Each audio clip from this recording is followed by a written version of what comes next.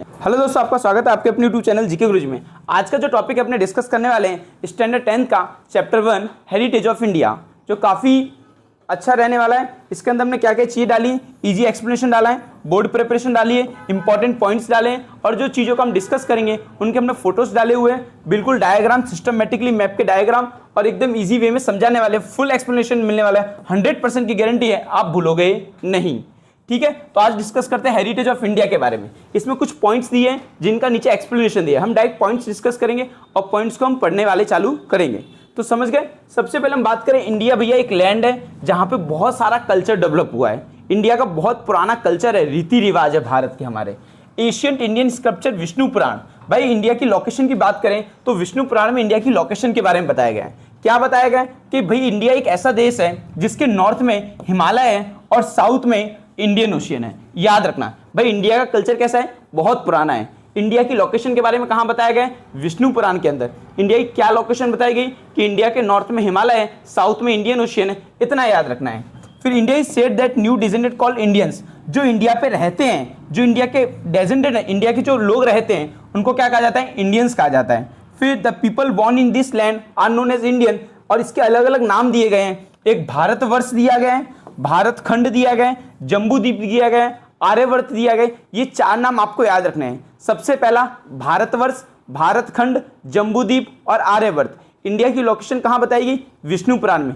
क्या लोकेशन बताई गई, नॉर्थ में हिमालय, साउथ में इंडियन ओशियन, ये याद रखना है। फिर ड्यूरिंग इंपॉर्टेंट प्रेयर्स, और हर बार प्रेयर्स और रिचुअल, इंडिया में कई सारी प्रार्थनाएं की जाती हैं, कई सारे रीति रिवाज निभाए जाते हैं। आगे बढ़ते हैं, समझते हैं इसके अंदर और क्या टॉपिक्स हैं। फिर our country is gifted with the natural boundary, भाई हमको नेचुरल बाउंड्री दी गई है। सर क्या नेचुरल बाउंड्री दी गई है? यदि मैं इंडिया की लोकेशन की बात करूं तो नेचुरल बाउंड्री में ये है। यदि मैं नॉर्थ में बात करूं तो नॉर्थ में मस्त हिमालय पर्वत खड़ा हुआ है। क्या खड़ा हुआ है, हिमालय पर्वत। यदि मैं वेस्ट की बात करूं और ईस्ट और साउथ, वेस्ट में देखा जाए तो एक अरेबियन सी लोकेटेड है। कौन सा समुद्र, अरेबियन सी लोकेटेड है। ईस्ट में बात करूं तो बे ऑफ बंगाल लोकेटेड है, ये आपको समझ लेना है। यदि मैं साउथ की बात करूं तो साउथ में जो है इंडियन ओशियन है। यदि मैं देखा जाए तो भारत जो है एक साइड पर्वत से घिरा हुआ है, 3 साइड पानी से घिरा हुआ है। यदि वेस्ट में जाएंगे तो अरेबियन सी मिलेगा, साउथ में जाएंगे तो इंडियन ओशियन मिलेगा, ईस्ट में जाएंगे तो बे ऑफ बंगाल मिलेगा। जो 3 साइड से पानी से घिरा होता है उसे क्या कहते हैं ज्योग्राफी के टर्म में, वो आप लोग को कॉमेंट करना है। Clear. From all over the world different country mesmerise, भाई भारत के लिए कई लोग अट्रैक्ट हुए, मेस्मराइज हो गए। भाई इंडिया का कल्चर बहुत जोरदार है, बहुत डेवलप है, बहुत ही अच्छा माना जाता है। वो लोग बिजनेस करने आए थे, बेचारे बिजनेस करने आए लेकिन लोग सेटल हो गए, मिंगलेट विद इंडियन कल्चर। वो भारत के कल्चर से बहुत ज्यादा प्रभावित हो गए और ये लोग इंडियन कल्चर में मिक्स हो गए। अब आपने देखा है, हिस्ट्री पढ़ोगे तो उस टाइम पे कई सारे लोग आए थे, अंग्रेज आए, फ्रेंच आए, डच लोग आए, फिर ये नेदरलैंड वाले आए। तो इस तरह के देश के कई सारे लोग आए। उसके पहले कई सारे मुस्लिम, तुर्की, ये सब लोग आए थे, क्योंकि भारत जो था वो बहुत ज़्यादा डेवलप था, उसे सोने की चिड़िया भी कहा जाता था। ठीक है। Due to the mutual exchange many changes have been made. अब कई सारे लोग आए तो भाई अपना कल्चर एक्सेप्ट करेंगे और दूसरों को अपना कल्चर देंगे। जैसे गुजरात के लोग दाल बाटी खाना नहीं जानते थे तो राजस्थान के लोगों ने दाल बाटी सिखा दिया, तो गुजरात के लोगों ने भी राजस्थान को कुछ सिखाया, खम्मत ढोकला उन्होंने सिखा दिया, तो म्यूचुअल एक्सचेंज हुआ। In this way our heritage is transferred. अभी जो हेरिटेज है, हेरिटेज का मतलब क्या होता है सर, विरासत। ये विरासत क्या होती है, जनरेशन टू जनरेशन पास होती है। अब हमारी जमीन थी, दादाजी की जमीन थी 25 बीघा, दादाजी ने पिताजी को दी, पिताजी ने हमको दी, हम आगे वाली जनरेशन को देंगे। तो जो हेरिटेज है वो जनरेशन टू जनरेशन पास होता है, मतलब पेरेंट्स से चिल्ड्रन को पास होता है। ये चीज आपको समझना है, विरासत बहुत बड़ी चीज होती है। इंडिया की लोकेशन के बारे में बात करो, इंडिया के एरिया के बारे में बात करें। ये थोड़ा ज्योग्राफी का टर्म दे दिया यहाँ पे। We have already situated study in class, क्या लिखा है, we have already study in class 9 about the present area and location. Area और लोकेशन के बारे में समझ चुके हैं। सर इंडिया कौन से कंट्री, पहले आपको बता दूं, यदि हमारा अर्थ के बारे में बात करें, हमारे पास अर्थ का ग्लोब भी पड़ा हुआ है। ये हमारे पास अर्थ का ग्लोब है। यदि मैं इसके अंदर इंडिया की लोकेशन के बारे में बात करूं तो इंडिया कौन से कॉन्टिनेंट में है, ये आप लोग को समझना है। यदि मैं इंडिया की बात करूं, इंडिया जो ये रहा, इंडिया एशिया कॉन्टिनेंट में लोकेटेड है, ये आप लोग को समझ लेना है। तो इंडिया कहां पे लोकेटेड है, एशिया कॉन्टिनेंट के अंदर है। भाई इंडिया के बारे में बात करें तो इंडिया एशिया के साउथ पार्ट में लोकेटेड है। कौन से पार्ट में लोकेटेड है, India is located in south part of Asia. It was very vast, भाई बहुत बड़ा है, अभी से नहीं बहुत टाइम से। यदि एरिया वाइज देखा जाए तो इंडिया का रैंक जो है वो 7वें नंबर पे आता है। किस पे आता है, 7वें नंबर पे। आपने स्टैंडर्ड 9th में चैप्टर 15 या 16 के अंदर इंडिया लोकेशन के बारे में डिस्कस किया था, जिसमें 7 देशों के नाम दिए गए थे according to area. 7th number पे हम आते हैं। सर ये तो आपने बता दिया एरिया कितना है। सर ये तो बताओ कितना एरिया है। आपको नॉलेज के लिए बता दूं, इंडिया का एरिया है 32,87,263 किलोमीटर स्क्वायर। ये इंडिया का एरिया रहने वाला है। 32,87,263 ये इंडिया का एरिया रहने वाला है। इंडिया स्टैंड 7th नंबर पे। एरिया में इंडिया कौन से रैंक पे खड़ा हुआ है? 7th नंबर पे। एंड पॉपुलेशन वाइज यदि मैं बात करूं, इंडिया अकॉर्डिंग टू पॉपुलेशन में कौन सा रैंक है? 2nd। आपको एग्जाम में क्वेश्चन पूछ सकते हैं, भाई इंडिया एरिया में कौन सा रैंक है? 7th। कितना एरिया है? 32,87,263 किलोमीटर स्क्वायर। यदि मैं बात करूं पॉपुलेशन में कौन सा रैंक है? 2nd। Asian India was even larger than it's today. जो हमारा प्राचीन भारत था वो अभी के भारत से बहुत बड़ा था। ये नेपाल, पाकिस्तान, अफगानिस्तान, भूटान, बांग्लादेश, म्यांमार एक बहुत बड़ा भारत माना जाता था, बहुत ज़्यादा बड़ा था। लेकिन अभी का जो इंडिया है वो थोड़ा छोटा हो गया और उसका रैंक जो है वो 7th नंबर पे आ गया है। पॉपुलेशन में देखा जाए तो 2nd नंबर पे है। क्लियर? आगे बढ़ते हैं। आगे क्या टॉपिक्स इंक्लूड किए गए? भाई इंडिया का जो कल्चर है, रीच है, वैरायटी है। भाई एक से एक कल्चर इंडिया में, और भारत में सही में एक से एक कल्चर है। यदि आप बिहार जाओगे तो उनका कल्चर अलग मिलेगा, आसाम जाओगे तो उनका व्यू कल्चर अलग मिलेगा। बिहार में भी वैरायटी है, मैथिली का कल्चर अलग है, भोजपुरी वालों का कल्चर अलग है। यदि आप उत्तराखंड चले जाओ तो गढ़वाली का अलग है, पहाड़ी लोगों का अलग है। हिमाचल में चले जाओ तो हिमाचल में कुल्लू का कल्चर अलग है। कश्मीर में चले जाओ जम्मू वालों का अलग है, लद्दाखी का अलग है। पंजाब में चले जाओ तो पंजाब में वैरायटी है। तो राजस्थान में जाओगे तो ऊपर वाले का कल्चर अलग है, मारवाड़ का अलग है, और ये शेखावटी का अलग है, चित्तौड़ का अलग है। तो इस तरह हमारे देश में अलग अलग कल्चर देखने के लिए मिलते हैं। इवन एक भाषा, यदि हम गुजरात की बात करें तो गुजरात की जो लैंग्वेज गुजराती है उसमें भी वैरायटी है। सुरती गुजराती अलग है, कच्ची गुजराती अलग है, नॉर्थ गुजराती अलग है, काठियावाड़ी जुदी कहवे। तो इस तरह की अलग अलग लैंग्वेजेस हैं। तो Indian cultures, our mother land has vast and rich and variety. बहुत ज्यादा वैरायटी वर्ल्ड के अंदर। Indian culture have been trade oriented and peace loving. हमारा जो कल्चर है वो व्यापार रिलेटेड है और पीस लविंग। हम बहुत शांति प्रिय लोग हैं। कौन? हम भारत के लोग। ठीक है। सत्य चित्त आनंद रिलाइज फ्रॉम इंडियन कल्चर। हम सत्य बोलते, चित्त आनंद, एकदम पीसफुली और खुश मिजाजी लोग हैं। कौन? भारत के लोग। तो आपसे एग्जाम में पूछ सकता है कि हम कौन सा कंसेप्ट फॉलो करते हैं? सत्य चित्त आनंद। क्या करते हैं? सत्य चित्त आनंद। ये आपको याद रखना है। बिसाइड इसका एक्सप्लेनेशन दिया हुआ, इंडियन फिलोसॉफी टीचेस। हमारी फिलोसॉफी क्या बताती है? भाई ट्रूथ, सच बोलना, कॉन्शियस, चित्त, अपना कंसंट्रेशन बढ़ाए रखना और खुश रहना। ये बहुत 3 चीज बहुत अच्छी है। एक तो सच बोलना, कॉन्शियस मतलब कोई काम कर रहे हैं तो उस पर कॉन्सेंट्रेट रखना और मजे से रहना। ये एकदम सही चीज है, सत्य चित्त आनंद। We said this Indian culture prospered with the mutual exchange. भाई कोई भी भारत के, अभी सपोज फ्रेंच वाला आया तो उसकी फ्रेंच वाली कुछ चीजें हमने एक्सेप्ट की, फ्रेंच वाले ने हमारी कुछ चीजें एक्सेप्ट की, तो इससे म्यूचुअल एक्सचेंज हुआ कल्चर का। They have accepted the value of non violence. Non violence मतलब क्या होता है? अहिंसा नहीं करना। And peace which have been adapted and admired by the world. ये भारत की जो चीजें हैं नॉन वायलेंस, इसकी तारीफ हर पूरे देश के अंदर, पूरी दुनिया के अंदर होती है। भारत का ये जो कंसेप्ट है अहिंसा नहीं करना, शांतिपूर्वक रहना, तो हम सत्य चित्त आनंद वाले लोग हैं। कैसे? सत्य चित्त आनंद। ये आप लोग को समझ लेना है। आगे समझते हैं क्या दिया हुआ है। People have made our country rich and wealthy.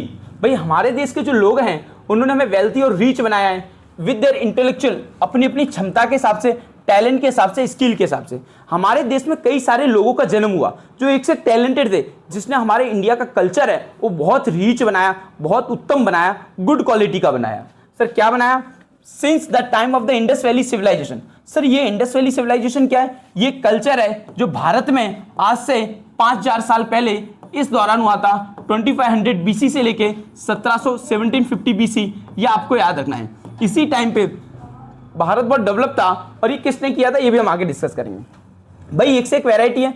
इननंबरेबल scholars, विद्वान हमारे देश में हुए, थिंकर, सोच करता हुए, आर्टिस्ट हुए, artisans, Sant, Saint, scientist and historian, इतिहासकार, ऐसे कई सारे लोग हुए। ये हमारे भारत के ऐसे महापुरुष हैं। नीम करौली बाबा हैं, फिर स्वामी विवेकानंद जी हैं, शंकराचार्य जी हैं, ऐसे कई सारे, ये बाबा आमठे हैं शायद, ये बाबा आमठे हैं। तो ये कई सारे साधु सन्यासी और कई सारे बड़े बड़े सोचकर्ता, थिंकर्स, साइंटिस्ट हमारे देश में जन्म हुआ है। इन्होंने हमारे कल्चर को और वैराइट बनाया है और भारत के लोग, कई विदेशी इस वजह से और अट्रैक्ट हुए हैं। अब भाई कल्चर का मतलब क्या होता है, ये मेन कंसेप्ट समझते हैं। What is the culture? तो तो कल्चर की बात की जाए, देखो ये लेक्चर होने के बाद मैं एक एक को बुला लूंगा और एक एक चीज में से कहीं से भी कोई भी क्वेश्चन पूछ सकता हूं। क्लियर? चलो, culture means way of life. Culture क्या होता है? वे ऑफ लाइफ, जीवन जीने का तरीका। सबका कल्चर अलग अलग होता है। सर मेरा कल्चर अलग है, सर राजस्थानी लोगों का कल्चर अलग है, वो अलग तरीके से अपना जीवन जीते हैं। तो सभी लोगों का कल्चर, वे ऑफ लाइफ जो है वो अलग अलग तरीके का होता है। ये आप लोग को समझ लेना है और क्लियर कर लेना है। समझ गए? तो culture it is made, culture is simply how to group of people live in their daily life. Culture क्या होता है कि लोग अपने जीवन को कैसे व्यतीत कर रहे हैं। अब राजस्थान के लोग हैं तो वो अपने जीवन को कैसे व्यतीत कर रहे हैं। राजस्थान के लोग अपना पहनावा अलग रखते हैं, बिहार के लोग होंगे उनका पहनावा अलग रहता है, गुजराती का लोग पहनावा अलग रहते हैं। तो ये देखें, it include how society change its rule and regulation. तो what is the culture? Way of living, कैसे हम जीवन का रहन सहन कर रहे हैं। फिर it can not be said that culture is a total of habits, value, customs, रीति रिवाज, tradition and ideal leading human to the highest level. तो कल्चर क्या है? इंसान का रहने का तरीका जो उन्हें और अच्छा बेटर बना सकता है और ह्यूमन जो क्वालिटी और अच्छी हो सकती है। क्लियर? तो कल्चर कितने तरह के वो देखते हैं। कल्चरल हेरिटेज ऑफ इंडिया, सबसे पहले तो हम बात करें, आपको एग्जाम में पूछ सकते हैं what is the heritage. Heritage यहाँ पे आपके दो तरह के होते हैं, एक होता है कल्चरल, एक कल्चरल हेरिटेज और दूसरा होता है नेचुरल हेरिटेज। याद रखना है, कल्चरल हेरिटेज और नेचुरल हेरिटेज। नेचुरल हेरिटेज वो होता है जो गॉड के द्वारा गिफ्ट किया जाता है, भगवान के द्वारा बनाया जाता है। नेचुरल हेरिटेज उसे कहते हैं जो इंसान बनाते हैं, वो मैन मेड होता है। आपको एग्जाम में पूछ सकते हैं what is the heritage and its type, तो आपको लिखना है there are two type of the heritage, one is the cultural heritage and second is the natural heritage. Cultural heritage ऐसी चीज जो इंसानों ने बनाई है, नेचुरल हेरिटेज जो भगवान ने बनाई है। अभी आपको और क्लियर होगा। Heritage means a valuable gift from our forefather, जो हमारे पूर्वजों से मिला है। Heritage is like an Indian history is a 1000 of year old. हमारा भारत का इतिहास बहुत पुराना है और हम स्कूल में ये कहते हैं I love my country and I am proud of it rich and varied heritage. Clear? हम अपने प्लेज में भी कहते हैं कि मैं अपने देश से बहुत ज़्यादा प्यार करता हूँ और मुझे मेरे देश के कल्चर पे और उस पर बहुत ज़्यादा गर्व है, विरासत पे। This is the remain of the promise student make to respect their country history. In this context heritage is a prescribe gift from our motherlands. ये जो हेरिटेज है, विरासत, वो हमारे पूर्वजों के द्वारा दी हुई एक गिफ्ट है। क्या है? पूर्वजों के द्वारा क्या है? दी हुई गिफ्ट है। तो we divide our heritage into two type, दो टाइप में हम हेरिटेज को डिवाइड करेंगे। एक होता है नेचुरल हेरिटेज, एक होता है cultural heritage. I hope that आपको पता चल गया होगा what is the natural heritage and what is the cultural heritage. जो हेरिटेज इंसान बनाए उसको कहा जाता है कल्चरल हेरिटेज, जो हेरिटेज भगवान बनाए उसको कहा जाता है नेचुरल हेरिटेज। आगे बढ़ते हैं। अब देखो, सबसे पहले हम समझते हैं नेचुरल हेरिटेज क्या होता है। सिंपल है सर, नाम में ही काम छुपा हुआ है। Natural means the heritage which is created by our God, और the heritage which is created by nature, it is called natural heritage. Natural means जो भगवान ने बनाई है। भाई माउंटेन भगवान ने बनाया है, नदियां भगवान ने बनाई हैं, तालाब, लेक, समुद्र सब भगवान ने बनाया है, प्लेट्यू भगवान ने बनाया है। ऐसी चीज जो भगवान ने क्रिएट की है, it is the example of natural heritage. अब सुनते हैं, define it is the result of the close relation between nature, the environment and human life, diversity. भाई वैरायटी है इसमें भी। भाई क्या एग्जाम्पल है नेचुरल? भाई माउंटेन। मेरे मन में क्वेश्चन आया, वर्ल्ड का सबसे बड़ा माउंटेन कौन सा है? वर्ल्ड का सबसे बड़ा माउंटेन कौन सा है? Mount Everest. फॉरेस्ट भगवान ने बनाया, डेजर्ट भगवान ने बनाया। सबसे बड़ा डेजर्ट कौन सा है? सहारा डेजर्ट, जो अफ्रीका में लोकेटेड है। रिवर भगवान ने बनाई है, प्लांट भगवान ने बनाया है, एनिमल। ये सारे किस में आएंगे? Natural heritage, because it is created by God, not a man made, right? इंसानों ने बनाए नहीं है। फिर नेचर इज ए प्रोवाइडर। भाई human are children of nature. भाई हम किसके बच्चे हैं? इस कुदरत के बच्चे हैं हम। कौन है? हम कुदरत की गोद में खेल रहे हैं। ये भगवान जिस दिन चाहे ना उस दिन प्रकोप ला सकता है। क्या पता यहाँ पे बाढ़ आ जाए, धरती उथल पुथल हो जाए, तो कुछ भी कर सकता है भगवान। तो इंसान को अपनी औकात में रहना चाहिए। इट प्रोवाइड अस, वो हमें खाना देता है। कौन? कुदरत। हमें पानी दे रहा है पीने के लिए, और हमें हवा दे रहा है और शेल्टर दे रहा है। ये बहुत जो मूल चीजें हैं, चार चीजें, कौन सी? रोटी, कपड़ा, मकान और हवा। रोटी मीन्स फूड दे रहा है, फिर हमें क्या दे रहा है? वाटर दे रहा है, फिर हमें क्या दे रहा है? एयर और शेल्टर। अभी वाटर लेवल सूख जाए, नदियां सारी सूख जाए, बरसात ना हो, तो इंसान भूखा मर जाएगा। तो इंसान को ज़्यादा फॉर्म में आने का नहीं, जो भी दे रहा है भगवान दे रहा है। जिस दिन भगवान का माथा छटका उस दिन सारी चीज़ बंद हो जाएगी और सभी इंसान उथल पुथल हो जाएगा। तो तो ये सारी चीज कौन दे रहा है? नेचर दे रहा है। कल्चरल कनेक्शन, क्या कल्चरल कनेक्शन है?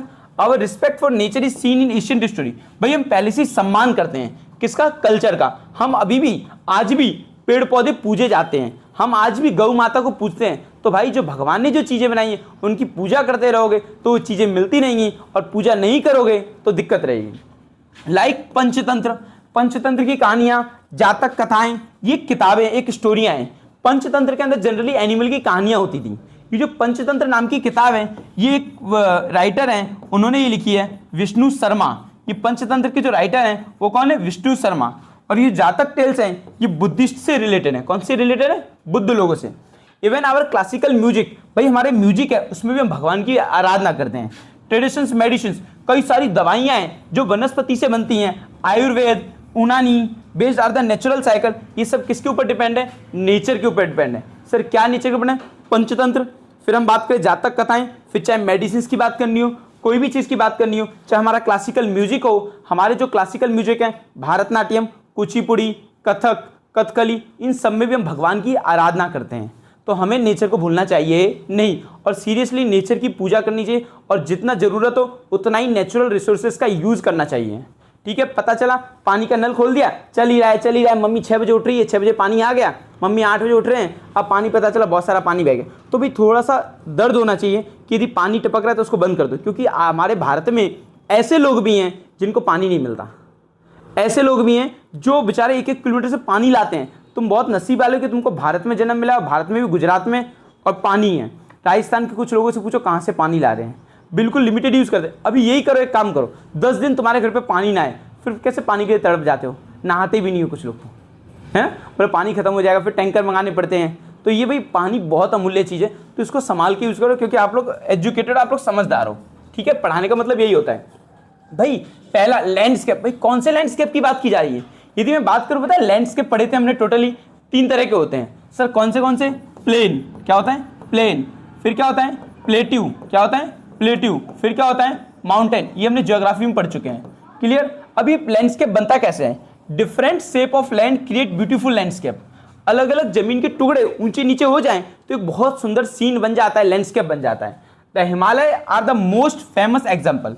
हिमालय क्या हुआ है? हमारी जो जमीन थी, हिमालय कैसे बना हुआ है? एक दो पर्वत की जो प्लेट्स होती हैं, हमारी जमीन के नीचे बहुत सारी प्लेट होती हैं, वो प्लेट क्यों टकराती हैं, इस तरह उठ गई और हिमालय आपका खड़ा हो गया। इसको कहा जाता है फोल्ड माउंटेन, है ना? Fold mountain is the example of Himalaya. फिर हिमालय का फायदा क्या भाई? वहाँ पे बहुत सारी वनस्पतियाँ हैं, बहुत सारा मिनरल्स हैं, वहाँ पे अलग अलग पक्षी रहते हैं, अलग अलग एनिमल्स रहते हैं। फिर बात करें रिवर्स एंड पिक का महत्व क्या है? They are source of many big rivers. कई सारे ऐसे पर्वत हैं जो बहुत बड़ी नदियों के सोर्स हैं। सर क्या बात कर रहे हो? यदि मैं बात करूं, हमारे इंडिया में जो फेमस नदी है गंगा मैया, कौन सी नदी है? गंगा और Yamuna. This is also originated from the पर्वत यमुना, सॉरी यमुना की स्पेलिंग गलत होगी। This is originated from mountain. जो गंगा है वो कौन से ग्लेशियर से निकली है? कौन से पर्वत से निकली है? गंगोत्री से। यमुना महारानी कहाँ से निकली है? यमुनोत्री से। कहाँ से निकली है? यमुनोत्री। याद रखना, they are the source of many big nadi. कई सारी बड़ी बड़ी नदियों के सोर्स हैं कौन? माउंटेन। कौन है? Mountain. Home to sacred pilgrim, कई सारे पिलग्रिम यात्रा स्थल लोकेटेड है, मतलब पवित्र धाम लोकेटेड है। सर कौन से? अमरनाथ, बद्रीनाथ, केदारनाथ, ये सारे, और नंदा देवी, और आपने देखा होगा तो वैष्णो देवी कटरा में लोकेटेड है, वो भी पहाड़ पे लोकेटेड है। यदि हम गुजरात की बात करें तो गुजरात में पावागढ़ भी पहाड़ पे लोकेटेड है, चोटीला पहाड़ पे लोकेटेड है, अंबाजी के पास गब्बर वो भी पहाड़ पे लोकेटेड है। तो ऐसी कई सारे मंदिर हैं, हमारे यात्रा के स्थल हैं, पिलग्रिम प्लेसेस हैं जो आपके माउंटेन पे लोकेटेड हैं। तो याद रखना है, तो कभी भी नेचर के साथ खिलवाड़ नहीं करना है। अब बात करें नदियों के बारे में, तो नदियाँ जो हैं आज से नहीं, बहुत साल पहले से नदियाँ। सर नदी का मेन चीज़ क्या है पता है? यूपी में पॉपुलेशन ज़्यादा क्यों है? क्योंकि यूपी में सबसे बड़ी नदी बहती है जिसका नाम है गंगा। क्या नाम है? गंगा। और जिस इलाके में गंगा बहती है उसके आजू बाजू की जो ज़मीन है वो बहुत ज़्यादा फर्टाइल है। क्या है? फर्टाइल है। कैसी ज़मीन है? फर्टाइल है। जब फर्टाइल होगी तो वहाँ पे अच्छी खेती बाड़ी होगी, और अच्छी खेती बाड़ी होगी तो इंसान को खाना मिलेगा, और खाना मिलेगा तो उसका पेट भरा जाएगा। तो इंसान हमेशा ऐसी जगह ढूंढता है जहाँ पर पानी हो। क्या हो? पानी। अब मुझे एक बात बताओ, यहाँ पे ये सोसाइटी का नाम ए सोसाइटी है और ये बी सोसाइटी है। ये रोड टच है, एकदम रोड टच, हाईवे पे टच है, और ये गली के अंदर है, लेकिन यहाँ पे वाटर इजीली मिल जाता है, ग्राउंड वाटर लेवल खोदो पानी निकल आता है। यहाँ पे 100 फुट नहीं 1000 फुट खोद दो तो भी नो वाटर, पानी होता ही नहीं। तो आप कौन सी सोसाइटी में लेना पसंद करोगे? दोनों का सेम रेट है, ये रोड टच है, ये रोड टच है, हाईवे पे टच है, तो इंसान हमेशा वाटर वाली जगह लेगा। तो ऐसी जगह के भी भाव कम हो जाते हैं जहाँ पे पानी नहीं होता। तो पानी सबसे अमूल्य चीज़ है। क्लियर? तो ये समझना है। क्लियर? तो हमारा जो पुराना कल्चर था, यदि मैं बात करूं अपना जो इंडस वैली सिविलाइजेशन था, तो rivers have been made vital since Asian time. अभी से नहीं, नदी का इंपॉर्टेंट कई सालों से है। मुझे तो सबसे पहला हिस्ट्री के अंदर कोई शहर बसा तो ये बसा, इंडस वैली सिविलाइजेशन। आपने नाम सुना होगा हड़प्पा, सुना है किसी ने? हड़प्पा एंड मोहनजोदाड़ो। कौन सा? मोहनजोदाड़ो। ये दो शहर थे, ये आज से 5000 साल पहले डेवलप हुए। कितने साल पहले हुए? 5000 साल पहले। आज जो गांधीनगर और चंडीगढ़ जिस टाउन प्लानिंग से काम कर रहा है, 90 डिग्री रोड बना रहा है, ऐसे रोड हमने 5500 साल पहले बना के छोड़ दिए थे। गटर सिस्टम पहले से हमारे पास था, दरवाजे घर के मेन डोर की नहीं, मेन रोड पे नहीं, साइड वाली रोड पे खुलते थे, बरोबर वेंटिलेशन था। ये सारी चीज हम पहले से कर चुके 5000 साल पहले। अभी चल रहा है 2026। यदि आप पीछे जाओगे तो आपको पता चलेगा ये जो कल्चर था ये 2500 से लेके तो 2500 BC से लेके तो 1750 BC तक डेवलप हुआ। इसमें कई सारे शहर मिले।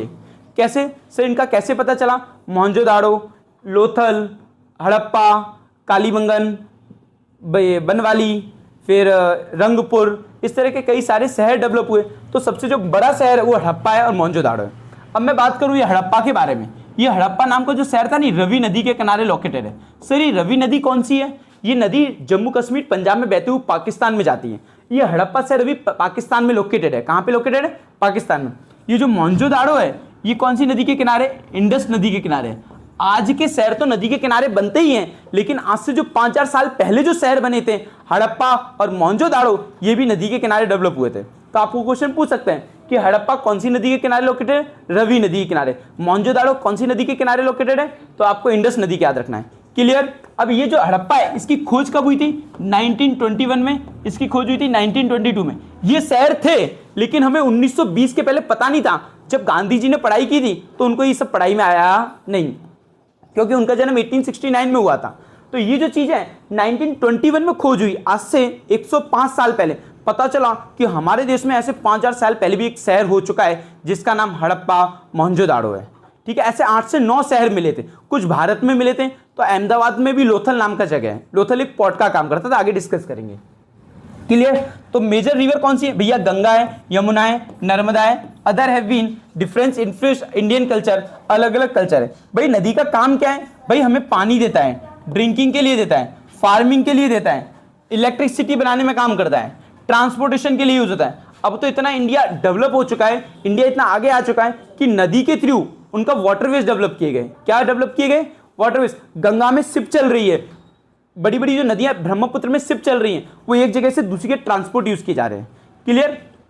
कल्चरल वैल्यू क्या है? भाई river are seen as beautiful and inspiring. नदियां देखने में बहुत आनंद आता है। क्लियर? आप लोग नदी के किनारे बैठो, मस्त कंकड़ हो तो इतना मजा आती है नदी देखने में। फिर they are the subject of art and provide material like clay.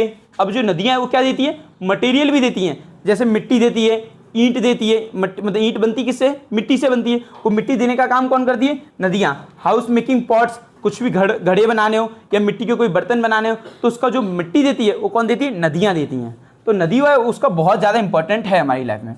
अब समझते हैं भाई, ये नदी तो दी, अभी तक हमने क्या पढ़ा? लैंडस्केप पढ़ा, हमने क्या पढ़ा? माउंटेन पढ़ा, हमने क्या पढ़ा? रिवर्स के बारे में पढ़ा। रिवर्स का क्या इंपॉर्टेंट है, कौन सी नदियां इंपॉर्टेंट वो पढ़ा। अब हम पढ़ेंगे वेजिटेशन। इस वेजिटेशन का मतलब होता है वनस्पति। क्या होता है? वनस्पति। आपको याद रखना है, वनस्पति याद रखना है। भाई हम नेचर के लवर हैं, हम ऐसे वैसे लोग नहीं हैं, हम कुदरत को प्यार करने वाले लोग हैं। India have been always loved plant, tree and flower को हम पहले से प्रेम करते हैं, प्लांट, ट्री, फ्लावर को। अब डेली नीड्स की बात करें, Indian peoples, human and animals completely depend on tree for their food. बिल्कुल सही बात है भाई। इंसान, यदि हम ह्यूमंस की बात करें या एनिमल्स की, पहली बार तो एक इंसान एक जानवर ही है, ठीक है ना, पर इंसान सोच सकता है। तो human and animals both are dependent on the tree for their food, because इंसान जो है वो कौन है? ऑटोट्रॉपिक के हिट्रोट्रॉपिक। इंसान जो है वो हिट्रोट्रॉपिक है, अपने खाने के लिए इंसान प्लांट पे पूरा डिपेंडेंट होता है और एनिमल पे भी डिपेंडेंट होता है, और एनिमल जो वो प्लांट पे डिपेंडेंट रहते हैं, याद रखना है। अब भाई सैक्रेड ट्री कौन से पवित्र पवित्र, भाई बनियन ट्री पवित्र है, पीपल और तुलसी। बेटा मैं एक बात याद रखना, जब आपको पता है एग्जाम में क्वेश्चन लेंगे, right a short note on vegetation cultural, क्या बोलेंगे, right a short note on natural heritage, तो इस सबका पोस्टमार्टम करना है। वेजिटेशन मतलब वनस्पति, तो आपको लिख देना है the human and animals are completely depend on plant for their food, we are also doing the puja sacred plant. कौन सा, 3 प्लांट, बनियन का प्लांट, पीपल और तुलसी। तुलसी को बेसिल्स कहते हैं। देखो ये रही तुलसी मैया हमारी, ये कौन है, बनियन आ गया, कौन सा आ गया, पीपल का, सर पीपल या बनियन ऐसा ट्री है, क्लियर भाई। और हम फूलों में यदि हम बात करें, food and medicine provide grain, भाई ग्रेन्स, पल्सेस एंड ऑयल ये प्रोवाइड करता है। कई सारे मेडिसिनल प्लांट हैं, नीम है, एलोवेरा है, अर्दूसी है। देखो ये तीनों नाम याद रखने हैं।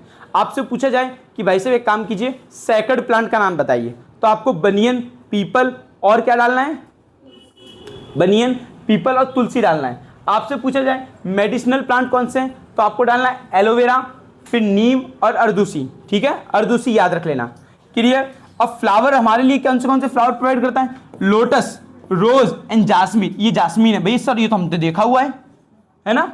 तो लोटस, रोज, जास्मिन ये आपको याद रखना है, जो इंसान की जो लाइफ है उसको ब्यूटीफुल और फ्रेगनेंट बनाता है। तो इसमें ये जो पीपीटी है, इसमें हमने ये क्या देखा, ये वाली स्लाइड के अंदर ये देखा कि इंसान को प्लांट की कितनी जरूरत है। यदि हम बात करें तो animals and humans are completely depend on the plant for their food. Sir पवित्र प्लांट कौन से 3 है, नाम बताओ सर, बनियन, पीपल और तुलसी। तुलसी का दूसरा नाम क्या है, बेसिल्स। सर फ्लावर कौन से अच्छे हैं, रोज, लोटस, जैस्मिन। सर दवाई बनानी, मेडिसिनल प्लांट बनाना है तो कौन सी चीज चाहिए, नीम, अर्दूसी और एलोवेरा। क्लियर हो गया, ये आपको याद रखना है। ये हमने क्या डिस्कस किया, वेजिटेशन। वेजिटेशन किसका पार्ट है, नेचुरल का क्या कल्चरल का, सर नेचुरल हेरिटेज। ये इंसान तो बना नहीं सकता, इंसान की औकात भी नहीं है, बना कौन रहा है, भगवान। क्लियर, चल आगे समझते हैं। अब देखो वाइल्ड लाइफ, हम ऐसे लोग हैं जो वन्य जीव की पूजा करते हैं। वाइल्ड लाइफ को हिंदी में कहा जाता है वन्य जीव, मतलब ऐसे लोग जो जंगल में रहते हैं, ऐसे जीव जो जंगल में रहते हैं। यदि बात करें भैया, हम एनिमल लवर्स भी हैं। इसके पहले हम कौन से लवर थे, नेचर लवर। उसके पहले और कौन से थे, वेजिटेशन लवर, ठीक है। India has a culture that respect, भैया हम एनिमल्स की भी रिस्पेक्ट करते हैं। It is a home to many species. हमारे यहाँ जो भारत है वो बहुत सारी एनिमल्स का घर है। टाइगर हुआ, एलिफेंट हुआ एंड राइनो हुआ। द एशियन लायन, हमारे यहाँ पे एक गुजरात, हम किस स्टेट में, गुजरात में एक नेशनल पार्क है जिसका नाम है गिर नेशनल पार्क। कौन सा नेशनल पार्क है, गिर नेशनल पार्क। यहाँ पे कौन से लायन पाए जाते हैं, एशियाटिक लायन। कौन से लायन, एशियाटिक लायन पाए जाते हैं। तो आपसे एग्जाम में पूछ सकते हैं कि Asiatic lion is the famous for which, the Asiatic lion is found in which part of Gujarat. तो you have to give the answer simply Gir national park. कौन सा national park, Gir national park. हमारे यहाँ पे देखो टाइगर, एलिफेंट, राइनो पाए जाते हैं। गुजरात का गिर जो है ये फेमस है, किसके लिए फेमस है, ये रहा देखो शेरा है ना। कौन है ये, एशियाटिक लायन। कहाँ पे पाया जाता है, सर ये गिर में पाया जाता है, ये कोई बताने वाली बात नहीं है। क्लियर हो गया। अब देखो भाई रिलीजियस सिग्निफिकेंट है, मैनी एनिमल, भाई एनिमल्स को इतना पवित्र माना जाता है कि उनको एनिमल्स को हमने भगवान के वाहन के रूप में भी स्वीकार किया हुआ है, ठीक है। यदि मैं अंबे माता की बात करूं, अंबाजी माता की बात करूं, तो उनका वाहन है टाइगर। मैं बहुचर माता की बात करूं तो उनका वाहन कॉक है ना, शायद कॉक ही है। तो ये याद रखना है कि हम टाइगर, पिकॉक, ईगल इनको भगवान के वाहनों के रूप में भी यूज करते हैं, ठीक है। गणेश जी उनका वाहन कौन है, मूसकराज, ठीक है, चूहा, मूसकराज। और जो अंबे माता है उनका वाहन कौन सा है, टाइगर। ये आपको याद रखना है, ठीक है। अलग अलग भगवान है, उनके अलग अलग वो है, किसी का हाथी भी है, तो याद रखना है। तो यदि हम बात करें तो हम रिलीजियस सिग्निफिकेंट भी है एनिमल से related. That's why most of the our goddess are arriving on the animals, ठीक है ना, एनिमल्स पे आती है। अब भाई नेशनल आइडेंटिटी क्या बात करें, अवर नेशनल करेंसी, हमारी जो नेशनल करेंसी और कॉइन है उस पे भी एनिमल के सिंबल देखे गए हैं। पहले का जो 10 रुपए का नोट था उसमें भी टाइगर का सिंबल, हाथी का सिंबल देखने के लिए मिलता है। तो इतना इंपॉर्टेंट एनिमल्स का, the animals also depicted on our Indian currency and coin. Coin मतलब समझ गए, कॉइन पे भी था, पहले 25 रुपए का सिक्का था तो उस पर था। तो ये सारी चीजें जो चीजें हम इतना पवित्र मानते हैं। तो हमने क्या क्या डिस्कस किया, एक बार आपको डिस्कस कर लेते हैं। सबसे पहले हमने यदि बात करें कल्चरल हेरिटेज के अंदर हम गए थे, तो सबसे पहले हमने नेचुरल हेरिटेज डिस्कस किया। नेचर के अंदर क्या क्या था, लैंडस्केप डिस्कस किए, पीक, माउंटेन, ये सब डिस्कस किया। फिर हमने डिस्कस किया नदियों के बारे में, नदी कितनी पवित्र है, आज से नहीं 5-4 साल पहले भी नदी पवित्र थी, इंडस मोहनजोदाड़ो, ये चीज आपको डिस्कस करनी है। फिर हम वेजिटेशन की बात करें तो वेजिटेशन के अंदर कौन से अच्छे अच्छे प्लांट थे, नीम था, एलोवेरा था और तुलसी था, नहीं नीम एलोवेरा अरदूसी था, ये मेडिसिनल प्लांट है। और वैसे पवित्र प्लांट कौन से हैं, बनियन, पीपल और तुलसी। फिर हमने बात की कि फ्लावर्स के बारे में बात करें, लोटस, रोज, जैस्मिन, ये चीज हम डिस्कस कर चुके थे, क्लियर। वाइल्ड लाइफ भी डिस्कस कर चुके थे।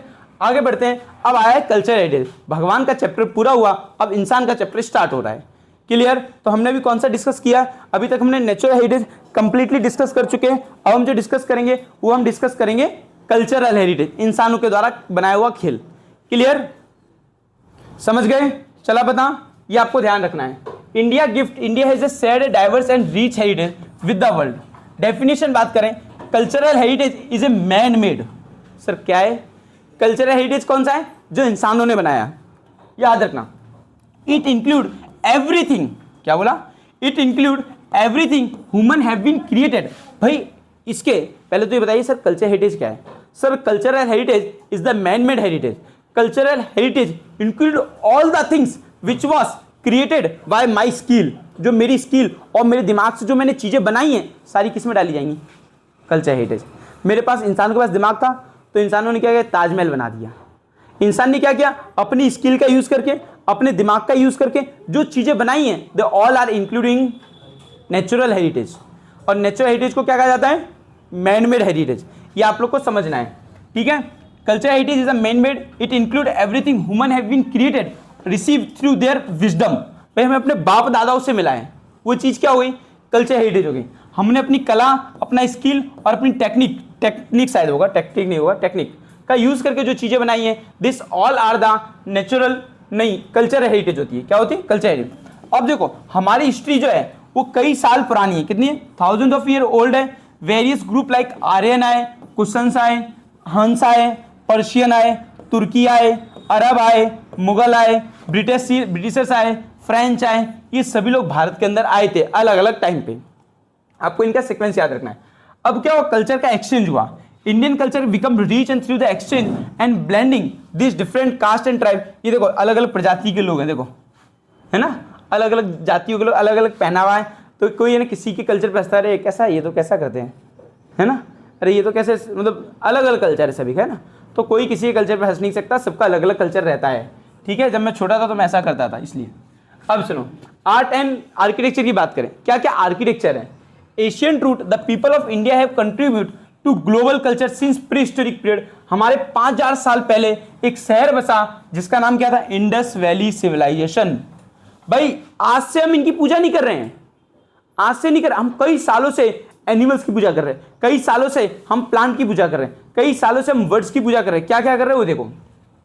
Remain from the Indus valley civilization, Indus valley civilization से पता चला कि हमें भगवान की मूर्तियां भी मिली हैं, हमें देवियों की मूर्ति मिली है, हमें एनिमल्स की मूर्तियां मिली हैं, human from like the bearded man sculpture, toy मिले हैं, ऐसी कई सारी चीजें मिली हैं। तो इससे ये पता चला ये जो कल्चरल हेरिटेज है ये आज से डेवलप नहीं है, आज से 5000 साल पहले भी डेवलप था। कौन सा कल्चर था, इंडस वैली सिविलाइजेशन। कौन सा कल्चर था, इंडस वैली सिविलाइजेशन।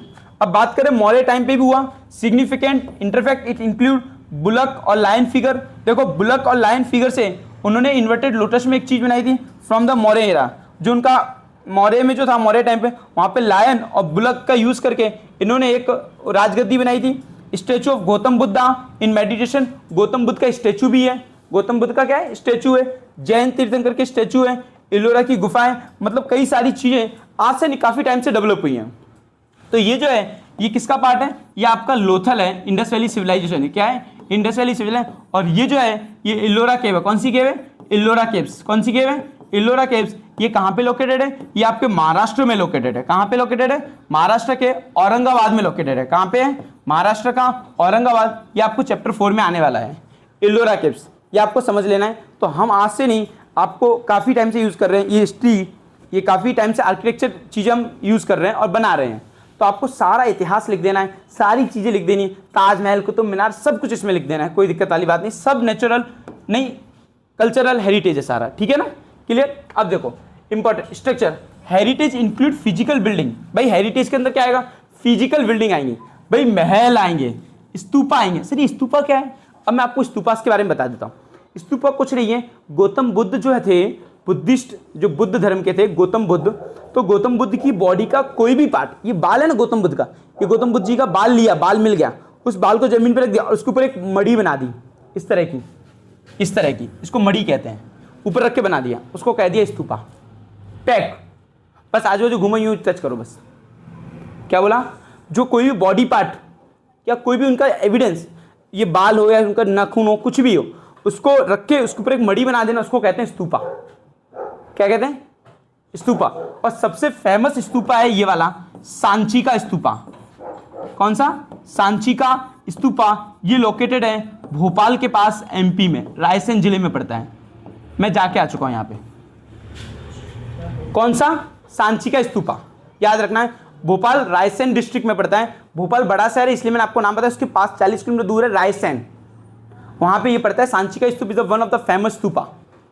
क्लियर?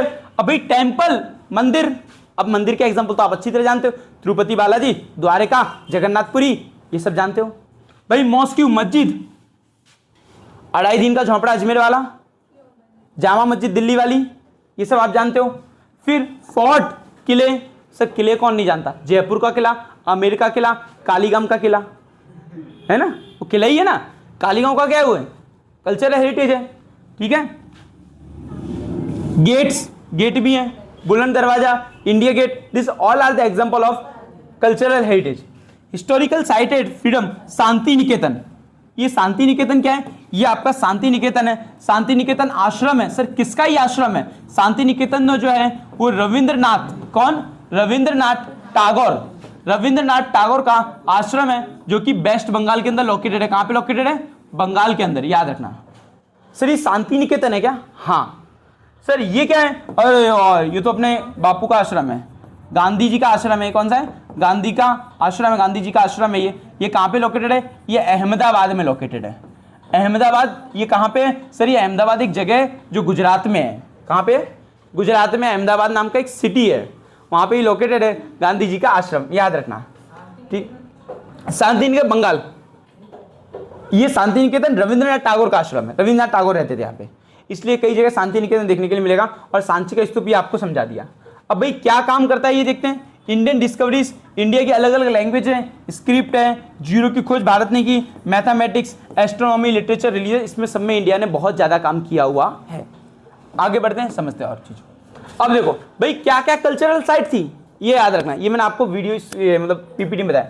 भाई कई सारी आर्कियोलॉजिकल, सर ये क्या होता है? आर्कियोलॉजिकल मतलब होता है ऐसी साइटें जो एशियंट हो, मतलब पुरानी पुरानी जो चीज़ें उनको एशियंट सिविलाइजेशन कहा जाता है। हमारे देश में कोई भी हेरिटेज है जिसको संभालने का काम करना है, जो पुरानी चीज़ें हैं, जैसे लाल किला हो गया, जैसे आगरा का किला हो गया, ताजमहल हो गया, जयपुर का किला हो गया, जो चीज़ें उनको संभालने का काम पता है ठेका किसने लिखा है? Indian archaeological survey of India. जो आर्कियोलॉजिकल ऑफ इंडिया है, ASI नहीं, Indian archaeological survey of India, ये ASI ने ठेका ले रखा है। आर्कियोलॉजिकल सर्वे ऑफ इंडिया जो भी चीज़ें पुरानी मिलती है वहाँ पे ये पहुँच जाता है मुँह उठा के। अब पता चला आप घर में खुदवा रहे तो वहाँ पे कॉपर का एक कुछ मिल गया एलिमेंट जो इतिहास से रिलेटेड था, तो वहाँ पे ही पहुँच जाएगी, वहाँ पे जांच करेगी यूँ करके। कौन? Archaeological survey of India. ये आर्कियोलॉजिकल सर्वे ऑफ इंडिया का जो डिपार्टमेंट है, इसका ड्यूटी है कि भारत का हेरिटेज को बचाए रखना। क्लियर? चलो अब गुजरात के अंदर लोथल है। कौन सा है? लोथल। ये कहाँ पे लोकेटेड है? धोलका। और सर लोथल तो धोलका तो सुना हुआ, अहमदाबाद के पास है, बिल्कुल। फिर हम बात करें रंगपुर, कहाँ पे है? सुरेंद्र, ये याद रखना, ये रंगपुर है। अब फिर क्या है? धौलावीरा। धौलावीरा कहाँ पे है? कच्छ में। वेरी गुड, वाह बहुत होशियार। रोजड़ी, रोजड़ी कहाँ पे है? राजकोट में। ये चारों नाम आपको याद रखना है। सबसे पहला लोथल कहाँ पे लोकेटेड है? धोलका के अंदर। और रंगपुर कहाँ पे लोकेटेड है? सुरेंद्रनगर के अंदर।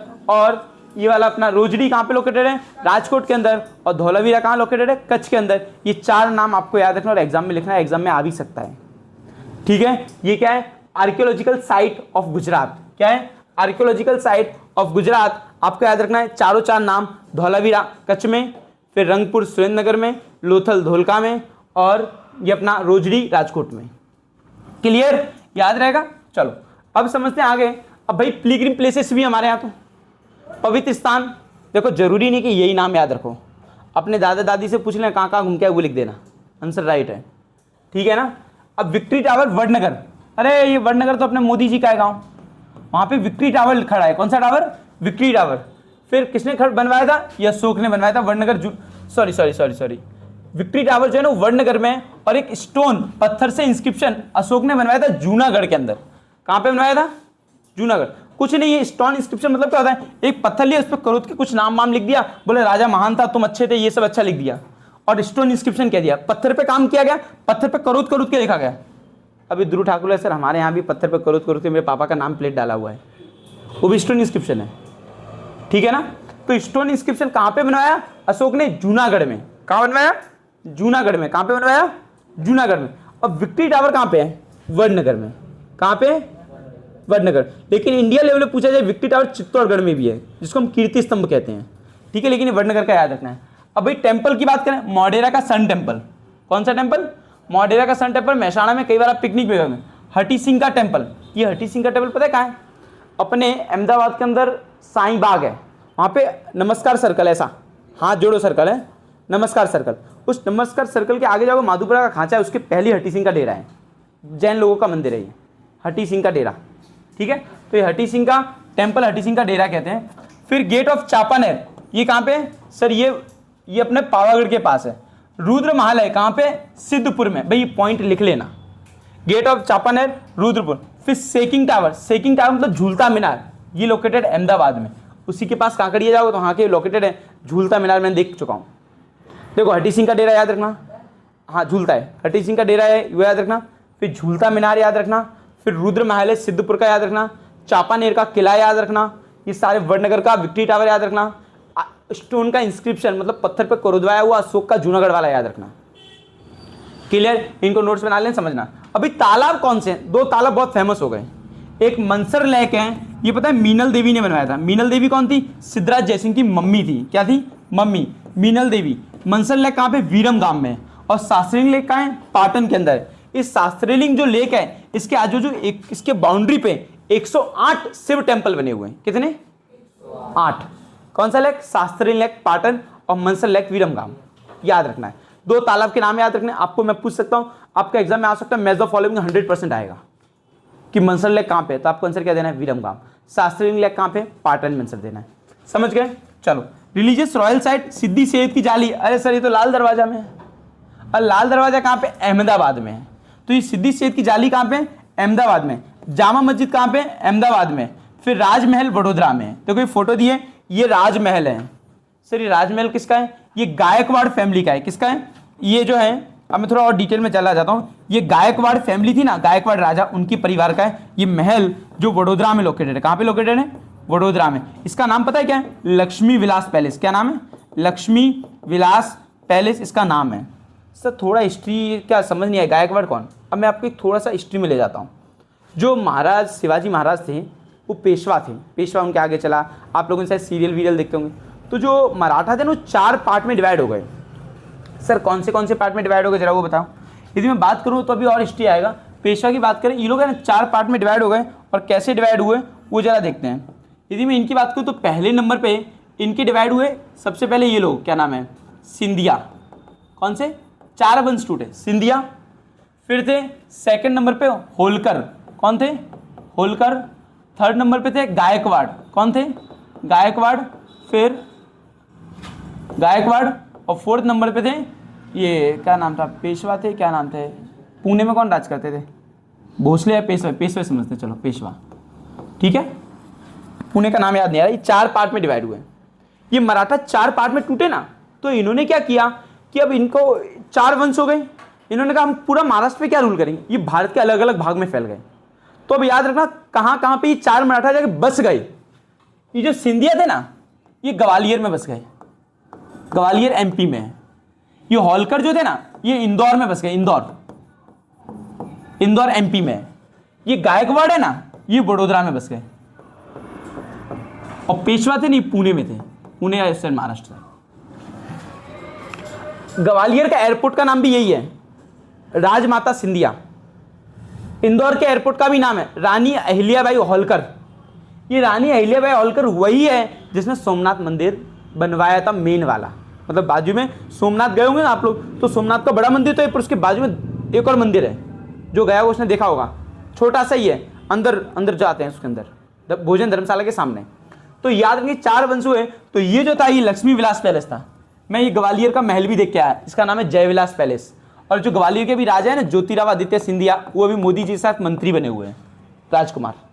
इनकी बहुत जमीन है। सोचो एक मराठी जाके यहाँ राज कर रहा है, मराठी तो है ही। ये बड़ोदरा में भी एक मराठी राज कर रहा है, इंदौर में मराठी राज कर रहा है। सोचो महाराष्ट्रियन कितने पावरफुल हुए, है ना। तो ये चीज़ याद रखना, महाराष्ट्रियन पावरफुल हो गए। तो ये जयविलास, ये लक्ष्मी विलास पैलेस किसका है? बड़ोदरा में। ये रुद्र महल है कहाँ पे है? सिद्धपुर में। किसने बनवाया? मीनल देवी ने। ये क्या है? सॉरी, तो जाली है सिद्धि सेठ की। और ये मोडेरा सन टेम्पल कहाँ पे है? महसाणा में। याद रखना, जगह के नाम जरूर याद रखना। मोडेरा सन टेम्पल महसाणा, सिद्धि सेठ जाली अहमदाबाद, हटी सिंह का डेरा अहमदाबाद, झूलता मीनार अहमदाबाद, फिर ये अपना रुद्र महल है सिद्धपुर, फिर अपना ये राजमहल वडोदरा का लक्ष्मी विलास पैलेस का नाम है। 2 तालाब थे, मनसर और शास्त्रलिंग। मुनसर कहाँ है? वीरम गांव में। शास्त्रलिंग कहाँ है? पौटण में आएला है। क्लियर? थोड़ा हिस्ट्री याद रखना पड़ेगा, हिस्ट्री जितना याद रखेगा उतना लिख पाओगे आप। ठीक है, आगे बढ़ते हैं। सर ये क्या भारत के लोग किसी को भी एंट्री दे देते हैं? नहीं, कोई बात नहीं। हमारे भारत में पारसी लोग आए थे आज से 200-250 साल पहले। पारसी लोग कहीं से दूसरे देश से भाग के आए थे, बचा रहे थे। तो ये लोग नदी के थ्रू आए, समुद्र के थ्रू। तो एक शहर है गुजरात का, सूरत के आगे, नवसारी। कौन सा है? नवसारी। वो वहाँ से अपना मंदिर को बचा के लेके आए, मतलब उनकी जो जोत जलती वो लेके आए और नवसारी में लोकेटेड हो गए। उस तरह से नवसारी जो पारसियों का धाम बन गया। कौन सा? Parsi of Navsari mention the Parsi fire temple. यदि हम बात करें पारसी का जो अग्नि टेम्पल है वो कहाँ लोकेटेड है? नवसारी में। अब मैं आपको बता दूं, ये वही परिवार है जहाँ से रतन टाटा जी का जन्म हुआ है। रतन टाटा पारसी है, हिंदू नहीं है, याद रखना। जो टाटा कंपनी का ऑनर, जिन्होंने अपनी ज़मीन का कम से कम अपने जितना वो कमाते हैं ना प्रॉफिट, उसका 75% तो दान दे देते हैं वो लोग। कितना? 75%। ये जो घड़ी है ये रतन टाटा जी की है।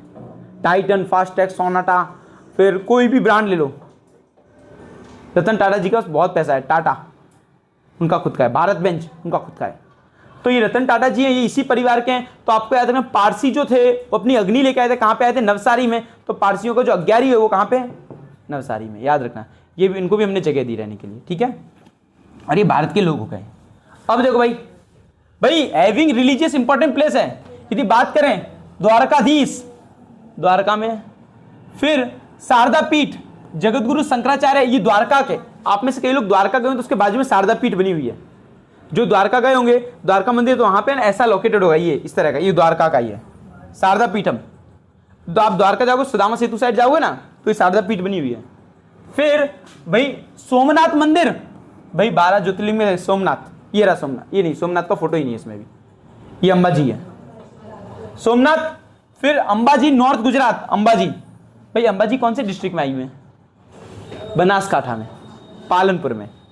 ठीक है। फिर बौचरा जी का मंदिर महसाणा में। फिर रणछोड़ राय टेम्पल डाकोर खेड़ा में, और सांवला जी अरावली में। मैं इसमें से सारे टेम्पल में जाके आ चुका हूँ। कौन कौन सारे टेम्पल में जाके आ चुका है? वेरी गुड, अच्छी बात है ना। क्लियर? द्वारका, शारदा पीठ, सोमनाथ, अंबाजी, बहुचर माता, बहुचरा जी महसाणा, अंबाजी, रणछोड़ राय और सांवला जी। याद रखना है। मैं आपको एक बात बता दूं, ये रणछोड़ राय जी का टेम्पल और ये सांवला जी का टेम्पल और सावरिया सेठ का टेम्पल, ये तीनों कृष्ण भगवान के, और तीनों की मूर्तियां सेम है, मतलब बहुत ज्यादा मिलती जुलती हैं।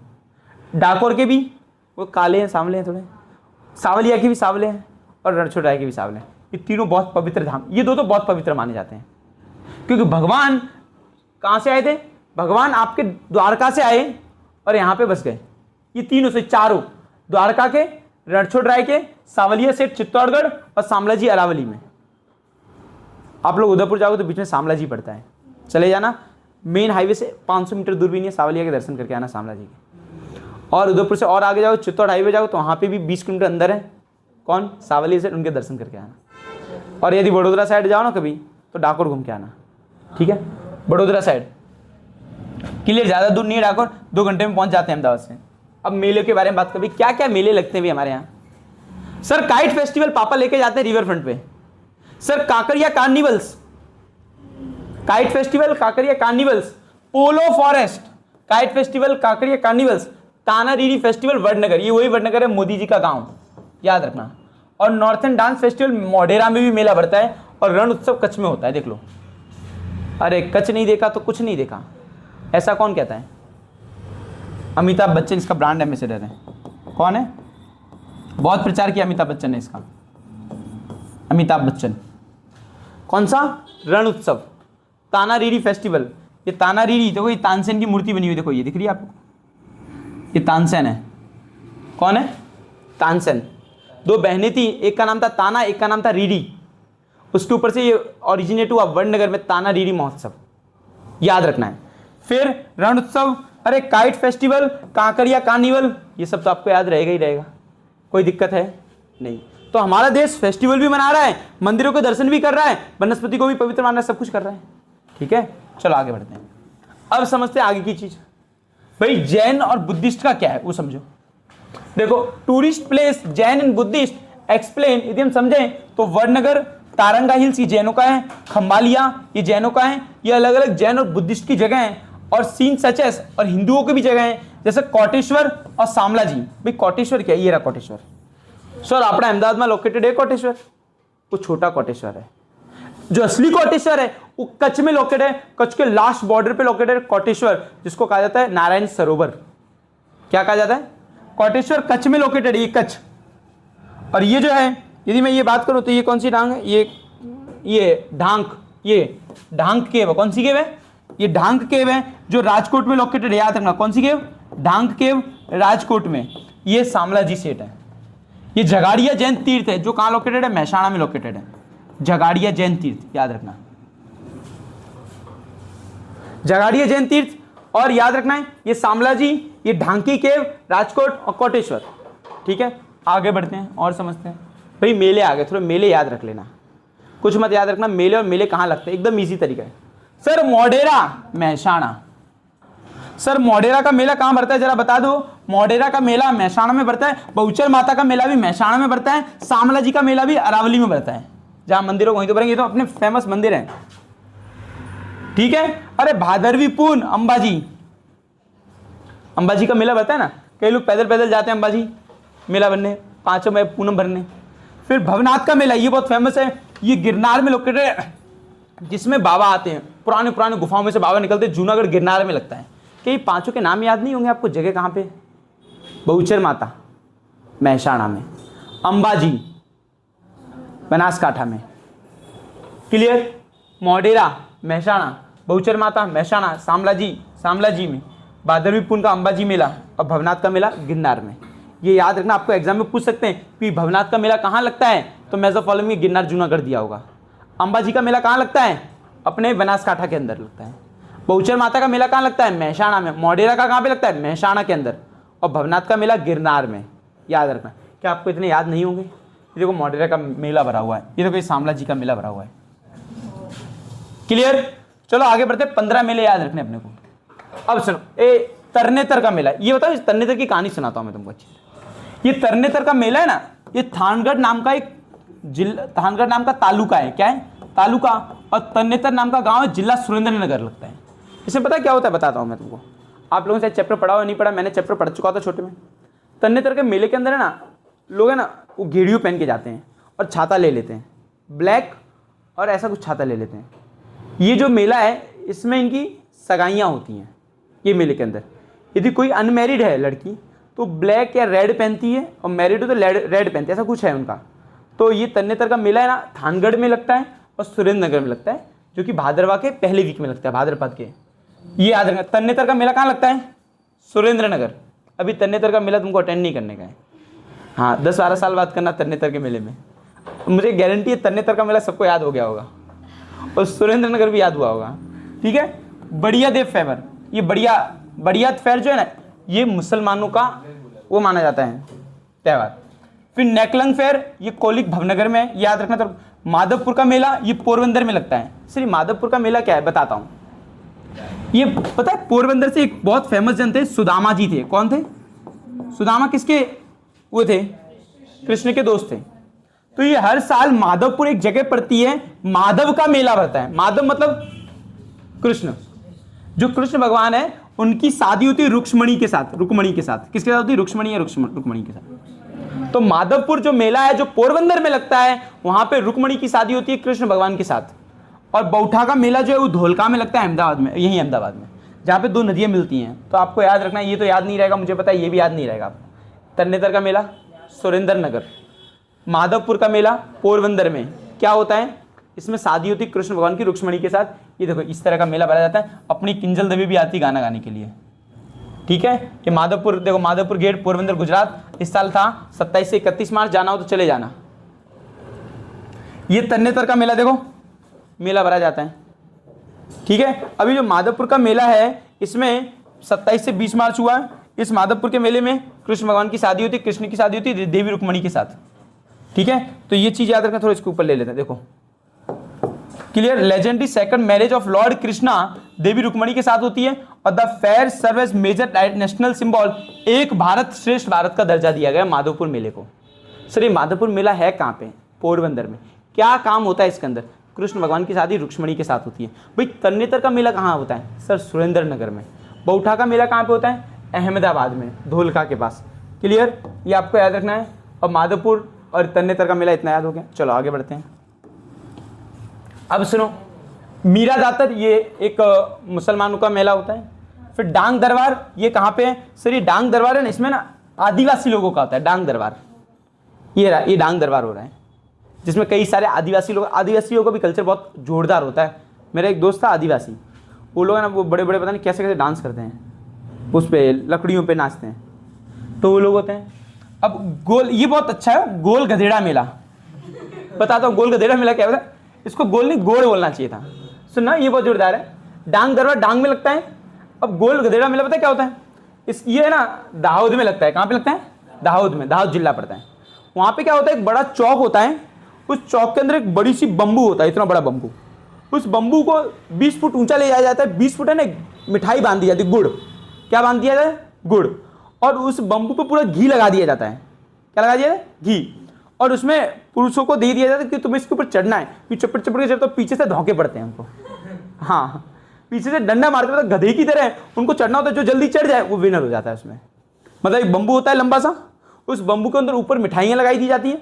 जैसे ये बम्बू है, इसके ऊपर मिठाई लगाई गई है, यहाँ पे तेल वाला है पूरा, तो हाथ भी स्लिप खाएंगे और चढ़ेंगे जैसे चढ़ेंगे, और पीछे से डंडी पड़ने वाली है।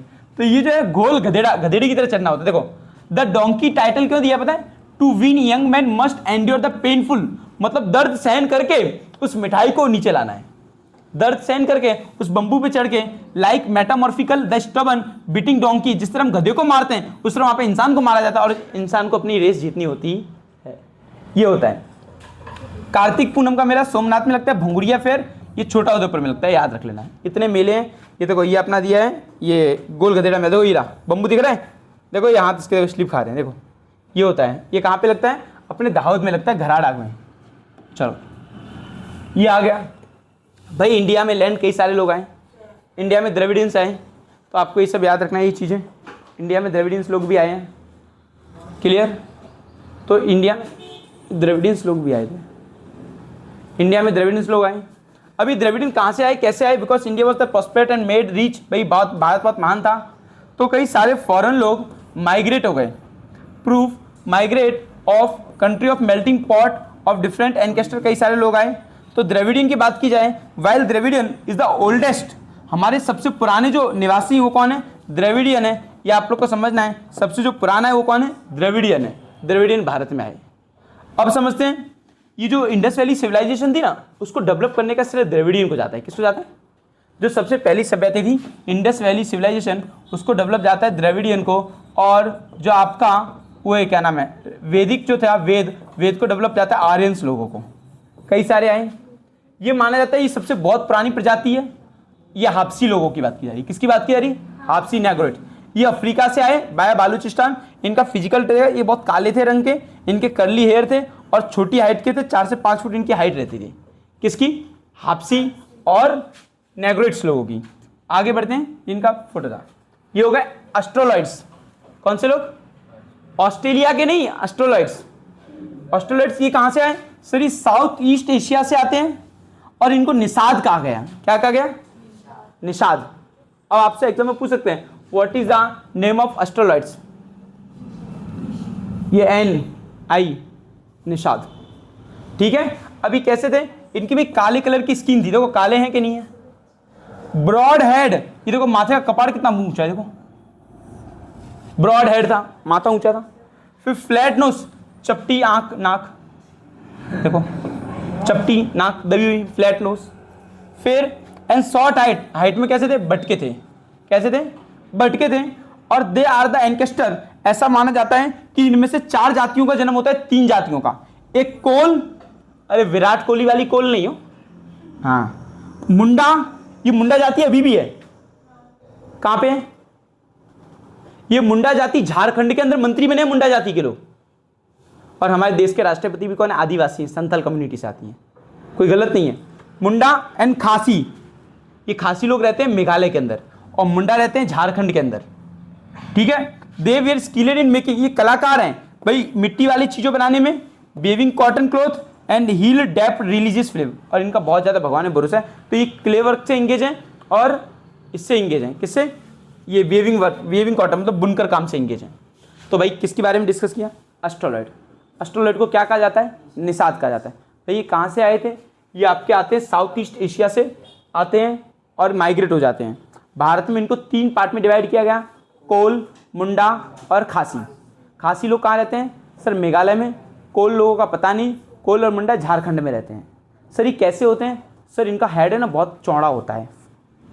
क्या होता है? ब्रॉड हेड होता है, फ्लैट नोज होती है। और क्या होता है? रंग में कैसे होते हैं? काले होते हैं। और हाइट कितनी रह जाती है इनकी? शॉर्ट हाइट वाले होते हैं। क्या आपको पता चल गया? चलो यहाँ पे हमने किसका डिस्कस किया? एस्ट्रोलॉइड का। थोड़ा ध्यान से समझना। अब ये द्रविडियन, ये द्रविडियन लोग हैं जिन्होंने इंडस वैली सिविलाइजेशन डेवलप की थी। क्या डेवलप की थी? इंडस वैली सिविलाइजेशन डेवलप की थी। तो इन्होंने क्या किया? ये भारत के मूल नागरिक हैं द्रविड़।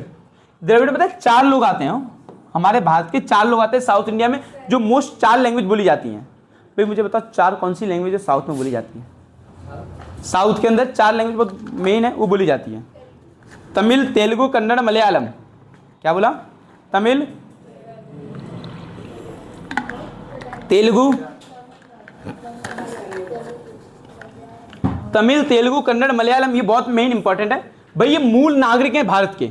इन्होंने क्या डेवलप किया है चेतन? Indus valley civilization. Indus valley civilization के बाद वेद डेवलप हुए। वेद किसने डेवलप किए?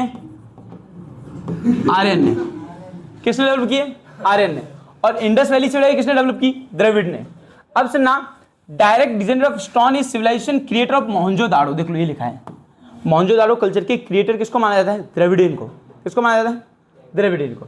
रिलीजियस लेगेसी की बात करें तो इन्होंने सिखाया हमको कि आप माता के रूप में पार्वती जी की पूजा कीजिए और पिताजी के रूप में शिव की पूजा कीजिए। आपका एग्जाम में क्वेश्चन आ सकता है, who give the philosophy of goddess Mata Parvati and god as a father? Shankar ji. आपसे पूछ सकते हैं। तो इन्होंने बोला कि शंकर जी की पूजा पिताजी के रूप में कीजिए और माता पार्वती को माता के रूप में पूजिए। ये किसने कहा था? द्रविड़ लोगों ने। और ये हमारे भारत के मूल नागरिक हैं, द्रविडियंस ऐसा कहा जाता है। इन्होंने मोहनजोदाड़ो जैसा जो सिविलाइजेशन था उसका डेवलपमेंट, उसमें जो लोग रहते थे वो कौन थे? द्रविडियंस थे। भाई ये रिचुअल, ये नेचर, भाई नेचर की वर्शिप करते थे। जो कुदरत है, पर्वतों को भी पूजा जाता है हमारे यहाँ पे, घाटियों को पूजा जाता है भाई, एनिमल्स की पूजा करते थे। और ये धूप दीप आरती में बहुत भरोसा करते थे। किसमें? तो आपको याद रखना है, ये जो थे नेचर वर्शिप थे, एनिमल वर्शिप थे, धूप दीप आरती में मानते थे, माता को रूप में पार्वती जी की पूजा करते थे, पिता के रूप में शिव जी की पूजा करते थे। और ये माने जाते क्रिएटर्स किसके? मोहनजोदाड़ो के। किसके? मोहनजोदाड़ो के। और it is the original ancestor of our Indian people, Dravidian. अब इस द्रविडियन के अंदर क्या आता है वो देखते हैं। भाई सर द्रविडियन का और बताओ। प्रैक्टिकल मैट्रियार्कल, ओह भाई क्या बात है, मैट्रियार्कल फैमिली है। पप्पा की बिल्कुल नहीं चलती थी द्रविडियन के परिवारों में। कौन मैन होता था? मम्मी। कैसे परिवार है ये लोग? ये मैट्रियार्कल फैमिली स्ट्रक्चर है, मतलब mummy is the supreme. Mummy कहते हैं यहाँ बैठ जाओ, मतलब बैठ जाने का। तो इसका मतलब मम्मी जाती होगी बाहर काम वाम करने भी, पापा रोटी बनाते होंगे। कैसे लोग हैं द्रविडियन? अन्ना। तो याद रखना मैट्रियार्कल फैमिली स्ट्रक्चर, ये याद रखना बहुत इंपॉर्टेंट है। पॉइंट मिल गया आपको। द्रविडियन के ऊपर लिखना भाई ये ओरिजिनल माने जाते हैं। किसके क्रिएटर? मोहनजोदाड़ो के क्रिएटर। भाई नेचर की पूजा करते हैं, एनिमल की पूजा करते हैं, धूप दीप आरती करते हैं, माता को पार्वती के रूप में मानते हैं, पिता को शिव जी के रूप में मानते हैं, और इनके यहाँ फैमिली कल्चर कैसा? Matriarchal, mummy is the supreme. Clear? Progress in building boat and raft weaving, ये भी काम करते थे, बिल्डिंग बोट्स ये सब बनाते थे। माइग्रेशन, इसमें 4 लैंग्वेज बहुत मेन मानी जाती हैं, तमिल, तेलुगु, कन्नड़, मलयालम। कौन सा? द्रविडियन है for language, Tamil, Telugu, Kannada and Malayalam. ये आपको याद रखना है और इंपॉर्टेंट समझना है। अब सुनो भाई, मंगलोइड्स की बात की गई है। देखो ये मंगलोइड जो है ये नॉर्थ चाइना से आए हैं तिब्बत के द्वारा, तो इनकी आंखें भी कैसी? नेपाली जैसी हैं। कैसी है? नेपाली जैसी हैं। दे अभी कहाँ पे बस गए? आसाम, सिक्किम, भूटान और बंगाल। याद रखना आसाम, सिक्किम, भूटान और बंगाल, ये याद रखना, ये हमारे पास है मैप। अभी कैसे हैं? इनको येलो, ये थोड़े येलोइश होते हैं, पीले कलर जैसे होते हैं, तो इनको कीरत कहा गया। क्या कहा है? कीरत। क्या कहा गया? कीरत। याद रखना। तो मंगलोइड्स को कीरत कहा जाता है because due to the yellow complete flat face, चपटा face, chubby cheeks, almond shape. इनकी आंखें कैसी हैं? आलमंड शेप जैसी हैं, और चूबी चिक्स है, आलमंड शेप है, और फ्लैट फेस है, चपटा मुंह है, और येलो कॉम्प्लेक्शन के पाए जाते हैं। ये 4 identity, yellow complexion, flat face, chubby cheeks, almond. भाई हो सके तो आप नोट्स बना लेना, बुक में थोड़ा अच्छी तरह लिख लेना, ऐसे सारा कचड़ी बन जाएगा। जब लिखते रहें थोड़ा सा ध्यान रखना, Mongoloids, yellow complexion, chubby cheeks, flat face, almond जैसी आंखें तेरी। ठीक है, याद रखना। भाई the text also mention Alpine and Dinaric and Armenoids type as a part of Indian diverse. ये भी 3 जातियां और थी, अल्पाइन और दिनराक, ये सब याद रख लेना। 3-4 स्लाइड बची, अल्पाइन के बारे में बात की गई है। इन तीनों को, ये तीनों जो जातियां ये सेंट्रल एशिया से आई हैं, और इनका फिजिकल अपीयरेंस सेम है, और ये जाके बस गई हैं सौराष्ट्र के अंदर बसी हुई हैं, महाराष्ट्र, बंगाल, उड़ीसा और गुजरात के सौराष्ट्र वाले पार्ट में बसी हुई हैं। बस याद रखना है ये प्रजाति आई कहाँ से? Central Asia. देखो ये भारत का मैप है, देखो ये भारत दिख रहा है आप लोग को। यदि हम देखें तो ये भारत है, इस भारत के सेंट्रल एशिया वाले पार्ट से कौन सी प्रजाति हैं? अल्पाइन, दिनराक और अर्मोनॉइड्स। याद रखना। और ये कहाँ बस गई? गुजरात, सौराष्ट्र, उड़ीसा, बंगाल और महाराष्ट्र में। क्लियर? आगे बढ़ते हैं। अब ये आर्यंस, आर्यन कौन है? वेद बनाने वाले लोग हैं ये। तो मुझे बताइए जब आर्यंस ने वेद बनाए तो द्रविड़ ने क्या किया था? इंडस वैली सिविलाइजेशन रचना की, जिसमें मोहनजोदाड़ो लोथल आया है ना, मोहनजोदाड़ो हड़प्पा। अब बात करें आर्यवर्त क्या है? ये आर्य है। भारत का जो आर्यवर्त नाम पड़ा है वो आर्यन से पड़ा है। क्या पड़ा है? Aryan. Aryavarta the area where they most, ऐसा इलाका जहां पे ये लोग रहे उसको क्या कहा गया? आर्यवर्त। नेम्ड आफ्टर द 7 नदी, 7 नदियों के नाम से इनका नाम रखा गया। Region over time the area, और धीमे धीमे इनका एरिया बढ़ने लगा। बिहार, विंध्याचल भी इन्होंने कवर कर लिया, और इनका अलग अलग नाम से इनकी जो जमीन है बुलाया गया। भारत भूमि, भारतखंड, भारतवर्ष। आफ्टर एक राजा भरत थे, उनका ये कल्चर था आर्यंस का, इसलिए इसका नाम क्या रखा गया? भारतखंड, भारत भूमि और भारतवर्ष। और इन्होंने क्या किया? इन्होंने हमारे देश में लॉन्च किया सन देवताओं की पूजा करना। किसकी पूजा करना? देवताओं की, मतलब नेचर्स की पूजा करना, सूर्य देव की पूजा करना, वायु देवता की पूजा करना, जल देवता की पूजा करना, नदी माता की पूजा करना, पर्वतों की पूजा करना। ये सब लॉन्च किसने किया? आर्यंस ने। बहुत ज़्यादा पूजा सिखा दी। अरे धूप दीप आरती किसने लॉन्च की? द्रविडियन ने। Very good. अब बात करें, इन्होंने बताया वेद और यज्ञ वेद करना किसने सिखाया? आर्यंस ने। ये आपको याद रखना है। देखो अलग अलग किताबें दी गई हैं, इंडियन फॉरेन कई लोग आए, स्क्रिप्ट गई, नेम दिए गए, और इससे हमारा कल्चर, ये किताबें दी गई हैं। आगे समझते हैं। अभी हमारी ड्यूटी है कि हमारा जो हेरिटेज है उसको बचाए रखना। ये भारत के आर्टिकल 51A में बताया गया। 51A के अंदर किसमें बताया? 6, 7, 9, 8 सो गया था। Article number 51A, point number 6, point number 7, point number 9 describe how to preserve our heritage. It is our moral duty. ये हमारा कर्तव्य बनता है कि हमें अपना नेचुरल और कल्चरल हेरिटेज दोनों को बचा के रखना चाहिए। किसने कहा? Article number 51A, point number 6, 7, 9, ये याद रखना है। पब्लिक प्रॉपर्टी हो, इसको प्रोटेक्ट करना हमारा अधिकार बनता है। ये हमारा ड्यूटी है, प्राइमरी एंड पायस ड्यूटी, बहुत पवित्र ड्यूटी मानी जाती है। तो ये आपको सभी को याद रखना है। और इसी के साथ आज का लेक्चर आपका पूरा हो गया। Thanking for watching us. आज की वीडियो के लिए कोई डाउट हो तो आप लोग कमेंट कर देना, और नेक्स्ट लेक्चर आपका जल्द ही मिलने वाला है।